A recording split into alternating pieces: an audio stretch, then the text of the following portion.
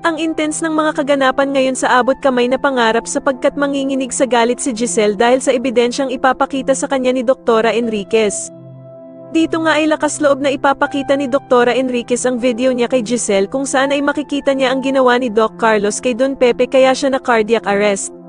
Samantala matapos ngang magdasal ni Doc Robert para sa paggaling ng kanyang amang si Don Pepe, ay bigla naman itong magtatapat ng mga nararamdaman niya kay Lynette. Kaya naman ay ko-comfort siya ni Lynette at yayakapin niya nga si Doc Robert at sasabihin niya na kapag nagising na daw si Don Pepe, ay siguradong magiging proud ito sa kanya. Subalit makikita naman ni Michael ang ginawang pag-comfort ni Lynette kay Doc Robert at dito nga ay agad niya itong isusumbong kay Doc Carlos.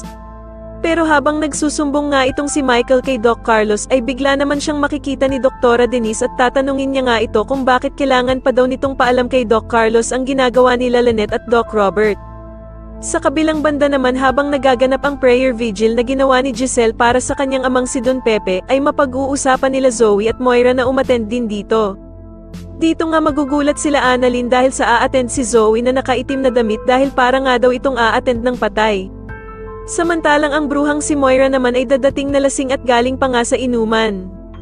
Kaya naman ay galit na kukumprontahin ni Giselle si Moira at tatanungin niya ito kung bakit daw ito pumunta ng lasing.